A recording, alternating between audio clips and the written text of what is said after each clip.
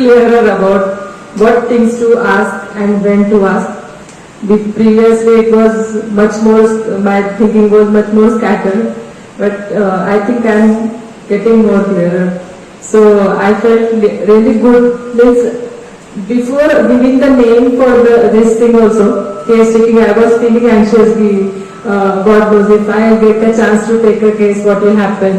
I'll get nervous or what? I'll start sweating or getting anxious. So that was my anxiety before taking the case. But after entering the room, I was very relaxed. He was tensed, patient was tensed, but I made him also comfortable. Then previously he was sweating and all, but later on he also was comfortable. And then it was like whatever I used to do or I have been doing in my clinics, and where my cases get, I get the thing, I know what to ask, but after later on, I get the word. Here we discuss.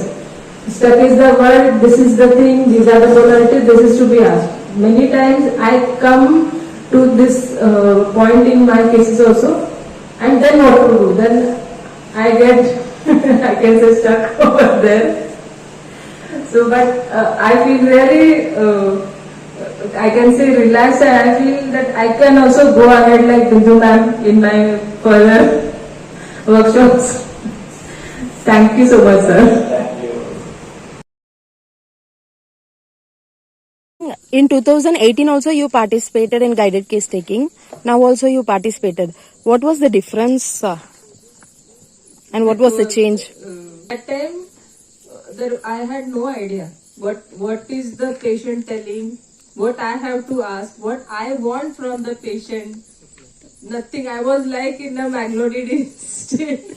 I don't know. I was just sitting. I knew only I want to learn. I want to learn how to take a case. That was my motto. I was sitting and I couldn't. I could only ask few questions, and then sir told, "No, you come here. We'll discuss the case."